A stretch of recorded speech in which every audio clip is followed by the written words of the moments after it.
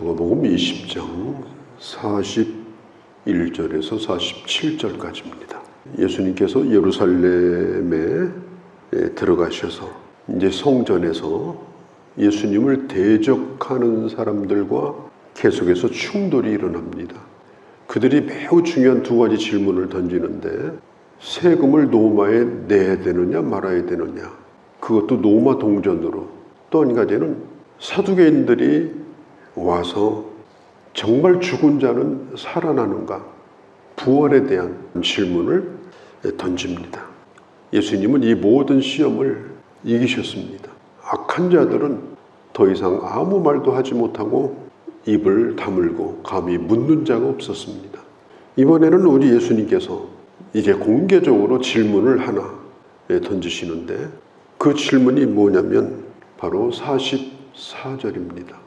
그런즉 다윗이 그리스도를 주라 칭하였으니 어찌 그의 자손이 되겠느냐.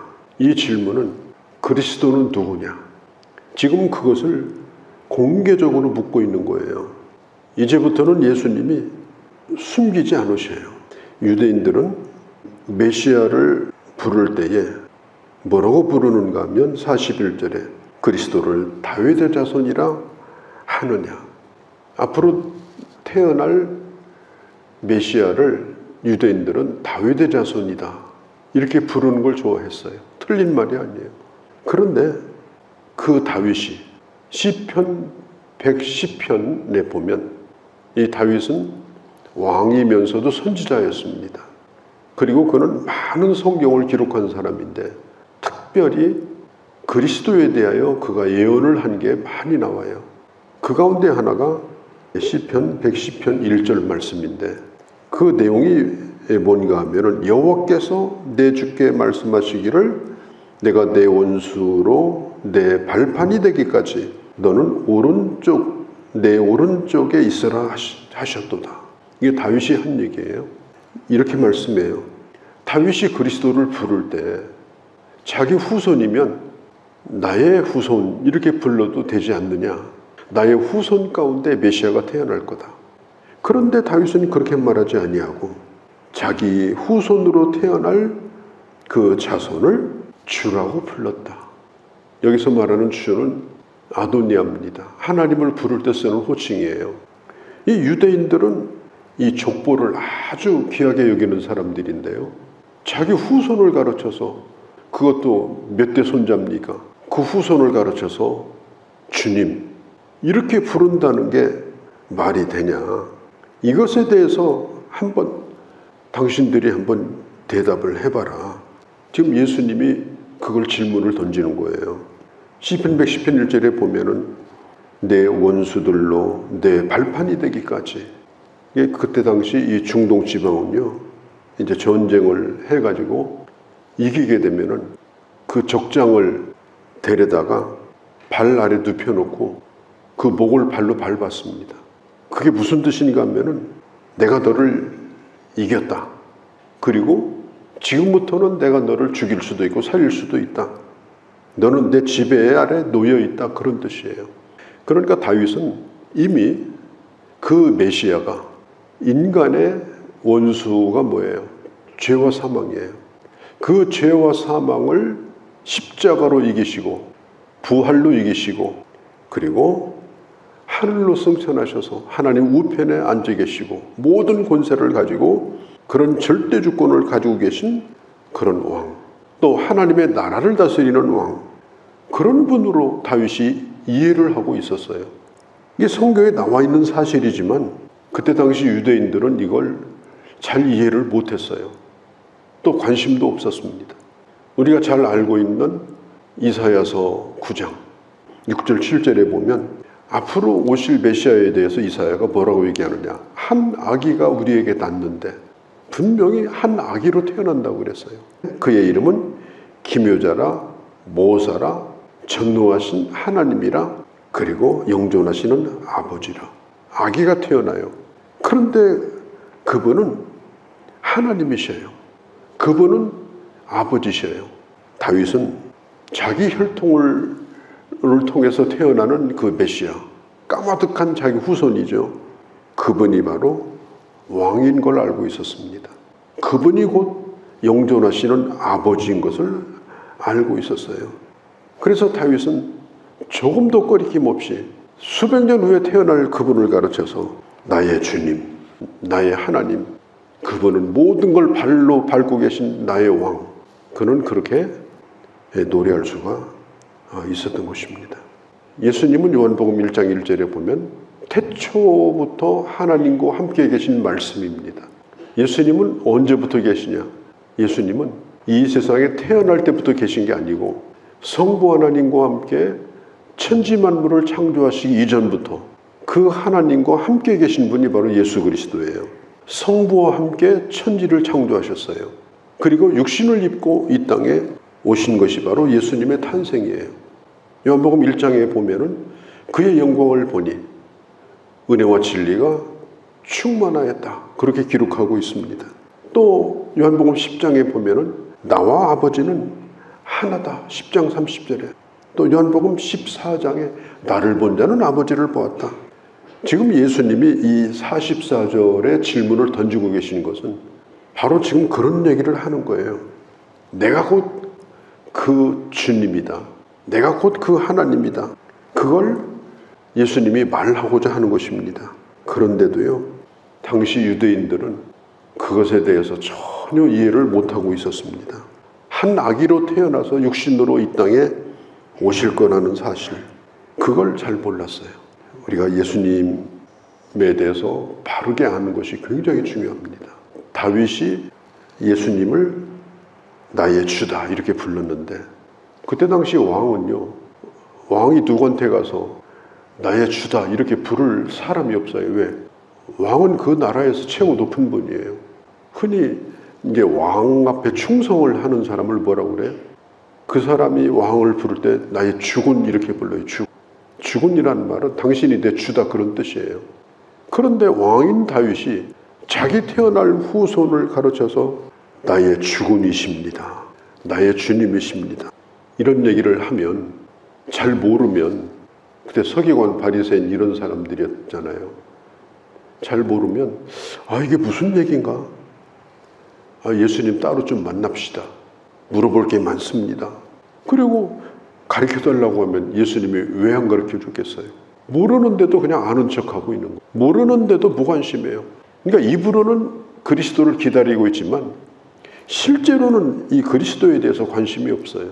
자기가 모르는 것을 예수님이 말씀했으면, 또 성경에 나와 있는 얘기니까 제가 이해가 부족하면 내가 이걸 잘 모르는데 좀 얘기를 해달라, 이게 무슨 뜻입니까? 그렇게 하지 않아요. 이 사람들이 그냥 아는 척하고 있는 거예요. 몰라도. 한번 생각해 보세요. 공부하는 학생이 수학 시간에, 영어 시간에 모르고 있는데 아는 척하고 앉아있으면 그게 언제 발각나요? 시험 볼 때 발각나요. 알 때 알고 지나가야지. 모르는 것도 아는 척하고 앉아있으면 그건 아무것도 아니에요. 우리가 신앙생활도 하나님의 말씀을 배울 때 잘 모르면 또 한 번 들어보고 또 한 번 읽어보고 이해가 될 때까지 그렇게 하는 게 정상입니다. 그렇게 해서 충분히 이해를 해야 돼요. 성경을 이렇게 보면서, 참 성경을 많이 봤잖아요. 저도 신약 구약 한 장 한 절도 안 빼놓고 제가 방송에서요 신구약 전체를 3번이나 설교를 했어요. 3번, 10,000번 이상. 그러면 내가 성경 박사냐? 그렇지도 않아요. 그런데도 모르는 게 너무나 많아요.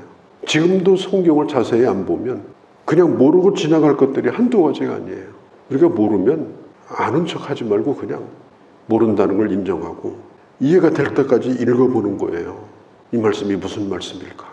이게 중요한 말씀일 텐데 내가 이거 모르고 지나가면 평생 모를 텐데, 숙제가 주어졌을 때 풀어야지 시간 지난 다음에 그거 풀으려고 하면요 이미 늦어버린 거예요. 백성들의 지도자를 자칭하는 이 사람들이 아무것도 모르면서도 그렇게 거드름을 피우고 뭘 치장을 하고 다니고 어디 가서 인사받는 거 좋아하고, 우리가 하나님의 말씀을, 그것도 예수 그리스도에 대해서 하시는 말씀을 내가 이해를 못하면 이건 심각한 겁니다.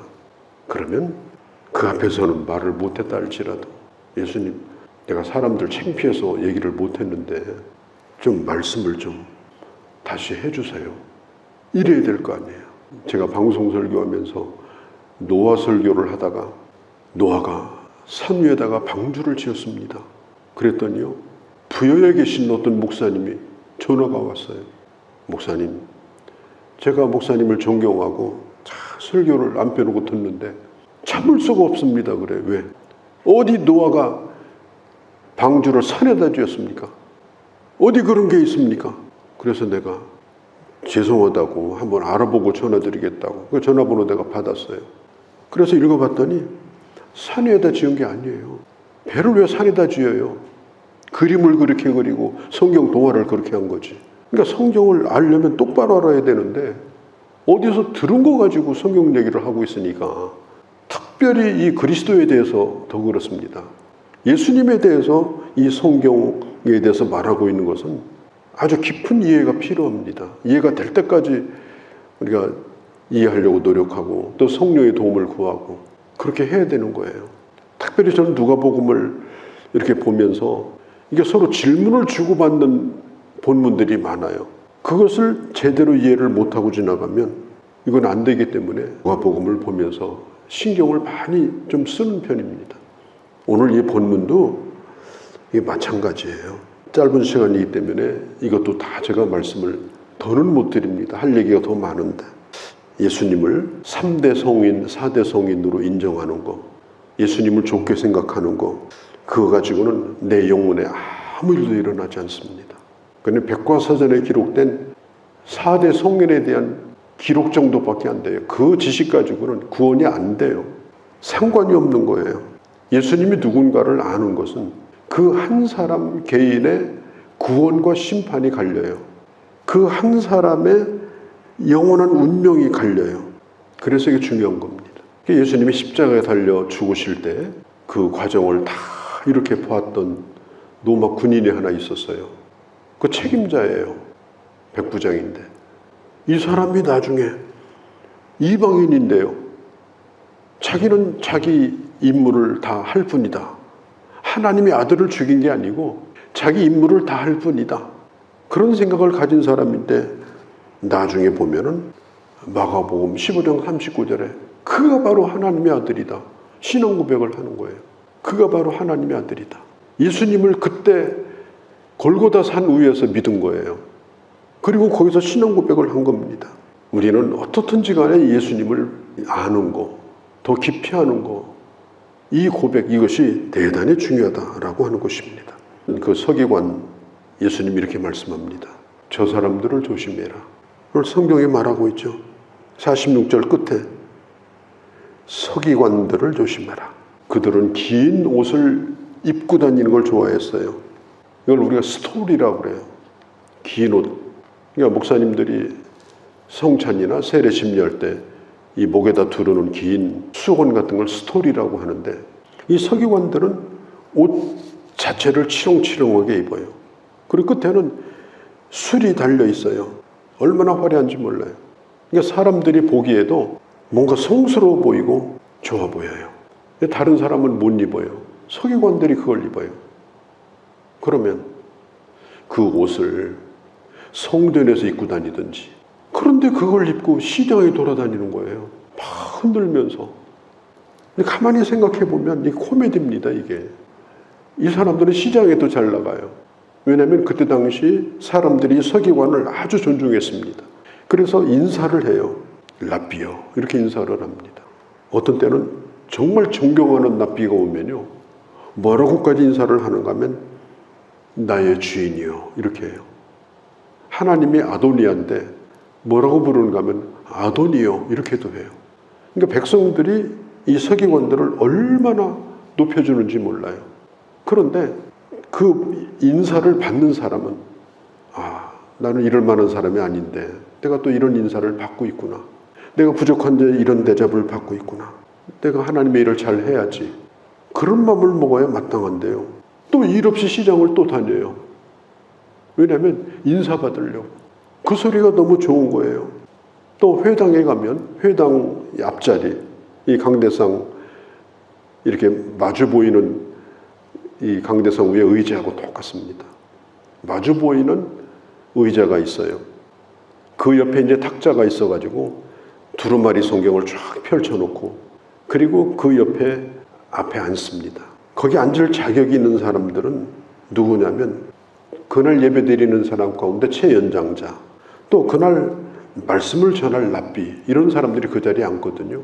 그런데 이 서기관들은 아무 일이 없는데 거기 앉아요. 내가 그런 사람이 아닌 걸 잘 알면서도 세속적인 권력자, 세속적인 그런 권위자, 이런 사람들을 닮아가고 있는 그때 당시 종교 지도자들. 예수님은 이들을 가르쳐서 조심해라. 이들은 심지어 과부의 재산도 관리해 준다고 하면서 빼먹는 사람들이다. 이들은 기도할 때 길게 기도한다. 길게 기도하는 게 문제가 아니에요. 길게 기도하면 좋죠. 그런데 왜 길게 기도하느냐? 자기 경건함을 보여주기 위해서. 기도할 게 많아서 길게 기도하는 것은 마땅한 일이죠. 그런데 경건하게 보이기 위해서 이 서기관은 그렇게 하는 사람들이었어요. 예수님이 이런 사람을 조심해라. 아는 것이 많고 백성들을 지도해야 될 입장에 있는 사람들은 받을 심판이 더 크다. 오늘 두 가지 말씀을 드렸습니다. 예수 그리스도는 누군가? 또 한 가지는 서기관처럼 되지 말라. 오늘 이 말씀을 깊이 생각하고 우리 하나님 앞에 더 가까이 가는 그런 시간이 되시기를 바랍니다. 거룩하신 우리 아버지, 우리가 아무리 힘들고 어렵고 혼란스러워도 내가 믿는 예수 그리스도, 나의 주님인 예수 그리스도가 어떤 분인가를 분명하게 명확하게 알고 그리고 확신 가운데 고백하며 뿐만 아니라 전할 수 있는 그런 저희가 되게 하여 주옵소서. 서기관 같은 그런 종교인이 되지 않게 하시고 하나님의 사람이 되어서 아버지 손에 붙들려져서 쓰여짐이 감사하여 늘 감격과 눈물로 주신 사명을 감당할 수 있는 그런 저희가 되게 하여 주옵소서. 이 하루도 주께 의탁합니다. 우리 주 예수님의 이름으로 기도하옵나이다. 아멘.